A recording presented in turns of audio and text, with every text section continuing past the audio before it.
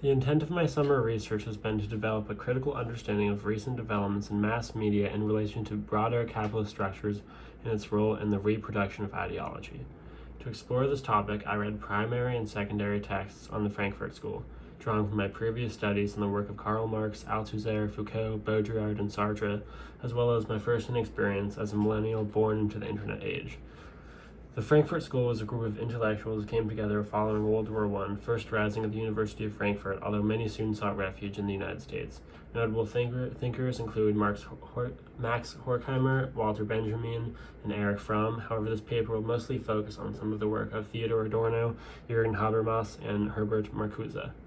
For my presentation, I will briefly outline one trend in thought throughout the media studies and political philosophy that I studied. As much of the Frankfurt School requires a basic understanding of Marx, I will explain his critique of capitalism, which he labels an inherently oppressive and exploitative structure. Next, I will delve into Marx's concept of ideology, a false consciousness that prevents the working class from realizing oppressive capitalist structures and rising up to overthrow it. Once this is understood, I will briefly historically contextualize the Frankfurt School and then attempt to draw their understanding of how ideology has made its way into the 20th century through new mediums. This will be done through the work of Adorno and Habermas, who believe the corruption of art and news outlets via the realization as sources of capital effectively ushered in a decay of public reason. Finally, I believe that this understanding of ideology, through what Adorno calls the culture industry, best culminates in the work of Marcuse, who states that the material and mental conditions of capitalist life results in a total unfreedom and that a Machiavellianism must be deployed in order to effectively create change in the world. Through reconstructing some of the thoughts of these thinkers, I will show how capitalist recoding of the cultural sphere has contributed to the dissemination of ideology and made the use of reason so rare that Marcuse will suggest free speech is no longer a right, but often acts as an inherently impressive force. All right.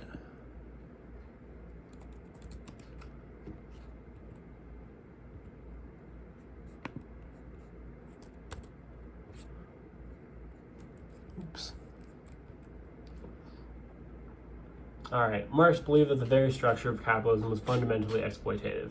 This is based on his theory of how value is produced, which goes as follows. When commodities are purchased, used to create a product, and then sold, the capitalist sells the finished product at a price higher than the materials were initially bought for. Marx says that the additional value comes from the labor time that's put into creating the product from that commodity. However, he points at the people that put this time in are not the people that make the majority of money. Instead, it is those who are capable of buying the commodities in the first place and hiring the workers to make that product. Despite the fact that the factory owners didn't put in any real labor time that increases the value and produces a profit, the owner still profits from the assembly of whatever product they have supplied the means to produce. For Marx, this means that the difference in value between commodities and the final product wholly belongs to the worker. However, the capitalist makes a living by stealing a part of this profit. Therefore, the factory owner or CEO is only making more money because they own the means of production, not because they add an inherent value to the product. The increasing consolidation of wealth in the hands of the already wealthy is made possible because these people already possess a disproportionate amount of wealth. Marx believed that once the proletariat realized that the bourgeoisie made its living by stealing Marx realized that once the proletariat realized that the bourgeoisie made its living by stealing the fruit of their labor time, they would eventually rise up and take control of the means of production, redistributing wealth and eventually doing away with this exploitative system altogether. However, Marx thought the justifications and reinforcements of capitalism, or any given current economic system, were deeply intertwined with the cultural products of the time. This is due to the fact that those who owns the means of production, or the bourgeoisie, produce the dominant ideas of the time through texts, art, hermeneutics, etc. Both intentionally or inadvertently, these ideas would almost always serve to reinforce the power structures which those individuals benefit from. Thus, members of the proletariat end up with deeply ingrained beliefs, sometimes even central to their identity, which serve to benefit those who are oppressing them. Nonetheless, Marx still believed that the proletariat would one day shed this false consciousness and attain a class consciousness capable of begetting justice. Beginning the 20th century, for Marxists, the time for revolution seemed imminent. However, as time progressed, communism in Russia became increasingly totalitarian as Lenin died and Stalin took power fully by 1927. Meanwhile, in Germany, David Held writes in the Introduction to Critical Theory, the Communist Party, the KPD, became increasingly ineffective. The revolution was held to be on its way, but as one commentator put it, a revolution party which which is content to wait for revolution, gradually ceases to be a revolutionary party. The party's rhetoric was Marxist, but its program increasingly reformist, unquote.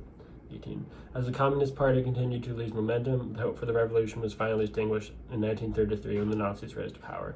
Following this failure, the Frankfurt School began to think how ideological factors played into the rise of fascism in a time that seemed primed for true revolution. In order to better understand this, Adorno turned to what is now known as media theory in order to better understand the psychological factors which were maintaining oppressive structures despite people's best interests. Adorno suggests that art used to function as a force which subverts capitalism, but has now been commodified and detached from the modernist function in which it aspires to represent a deeper human truth.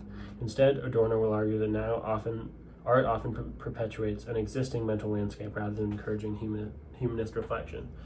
Adorno uses the term culture industry to describe the mechanism which has effectively recoded cultural life for profit. He writes, quote, "The cultural commodities of the industry are governed, as Brecht and Suhrkamp expressed it 30 years ago, by the principle of their realization of value, and not by their specific content and harmonious formation. The entire practice of the culture industry transfers the profit motive onto cultural forms," unquote. 25. From this perspective, the profit motive is no longer secondary but primary, indicating a complete shift in how we engage with these objects and how they engage us.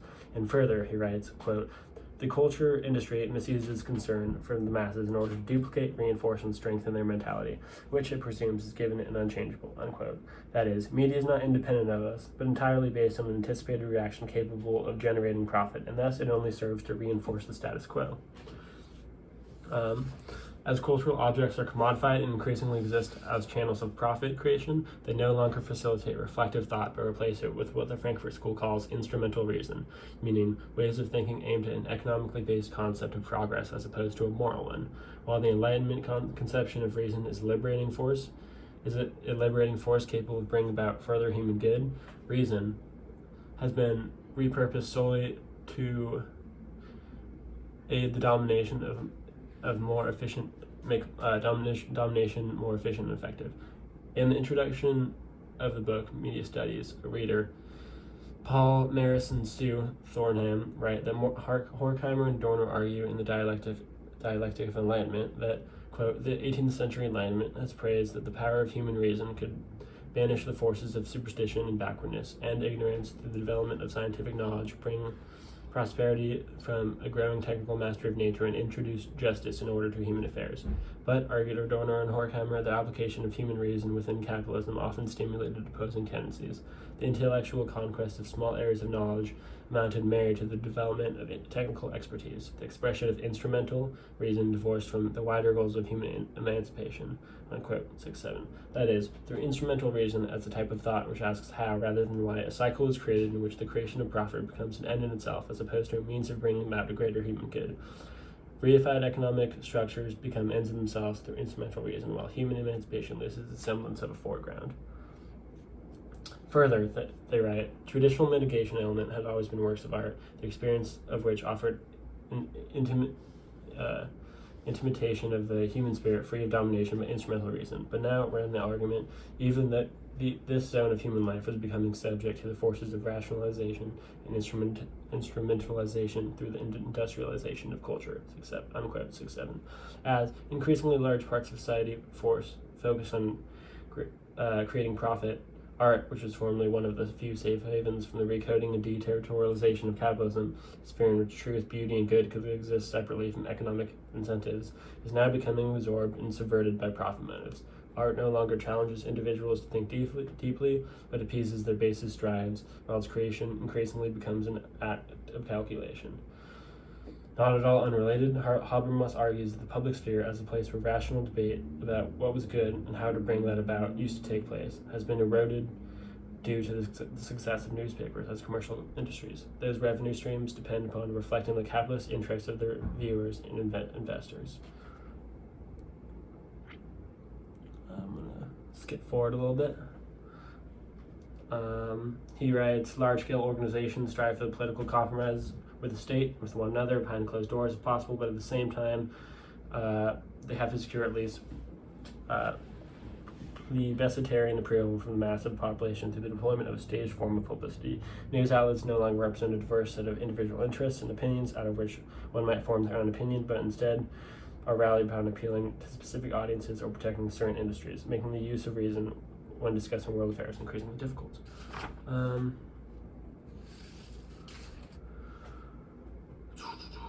So Marcuse continues to suggest that this the introduction to Marcuse is right around here.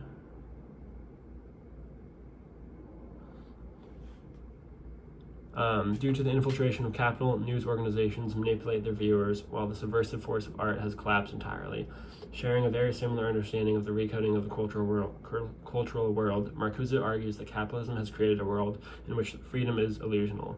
In The Repressive Tolerance, he writes, "Freedom is still to be created even for the freest of the existing society," unquote. This is partially due to the fact that the degree to which people are free, being the degree to which people can self-determine, is largely restricted and constrained by capitalism. For many, the unquote freedom which exists in a choice between spending 8 hours a day working for Domino's or McDonald's.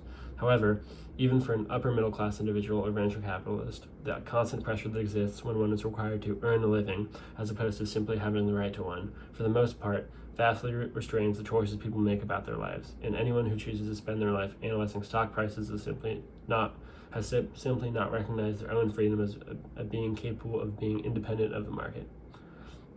Similarly, democracy too claims to offer a choice, but in reality one is forced to choose between two candidates that have been able to advocate for corporate interests while deceiving a sufficient amount of the masses, and in the end, the more preferable candidate most likely barely represents one's own beliefs.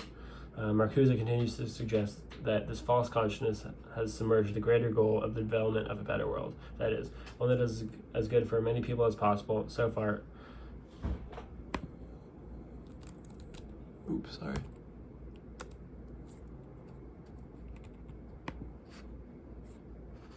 there we go, that's the slide I'm trying to get to. That is, for Marcuse, the very act of tolerating the presence of this falsehood, as if they were rational, is complicit in the oppression of those who have been historically disenfranchised. This claims that neither side is in possession of truth or falsehood is exactly what Marcuse wants to push back against. Instead, they are things which are objectively good and true, but the very presence of opinions which are not aimed at rational discourse effectively subverts the possibility of bringing about this good. These opinions, which are furthering the economic interests of the elite by simply being held up beside rational thought, are effectively legitimized as rational ones.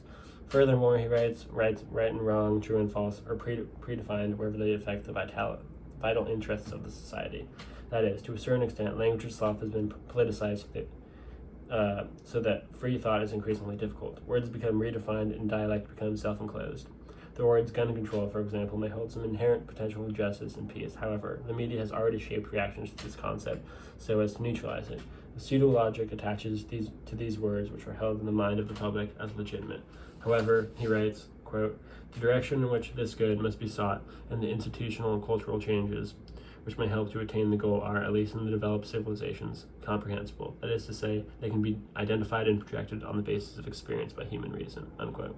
Since the road to establishing a better life for more people, say through things such as universal health care and basic income, are clearly visible, and the very presence of ideological thought subverts liberation, Marcuse believes it is the responsibility of those who are in possession of a true consciousness to silence those whose opinion is not rational or true but inherently oppressive. That is, to Marcuse, being wrong about something, whether you genuinely believe it or not, inherently revokes one's right to speak. He writes, quote, "The way towards liberation should not be blocked on which a subversive majority could develop, and if they are blocked by organized repression and indoctrination, their reopening may require apparently undemocratic means. They would include the withdrawal of toleration of speech and assembly from groups and movements which promote aggressive policies, armament, chauvinism, discrimination on the ground of race and religion, or which oppose the extension of public services, social security, medical care, etc., unquote. Therefore, if an absolute good exists and media is capable of indoctrinating people to the point that they advocate against their own interests, a departure from democratic means is absolutely necessary." Thus, throughout the history of Marxist thought, we can observe an increasing distrust of the ability of the public to engage in reason due to mass media's effect on the dissemination and reproduction of ideology. The intensification of the presence of cultural commodities therefore creates a techno-political landscape in which thought can be increasingly manipulated and free speech itself becomes potentially oppressive. Obviously, the silencing of political voice is dangerous as institutions in charge of who has the right to speech or what is reasonable becomes the deciding factor in whether or not this departure from democratic norms serves to liberate or further oppress. Nonetheless, what Marcuse and the Frankfurt School clearly reveal is that in order for radical change to take place in the internet age, radical means are likely necessary. Sorry for the rushed presentation.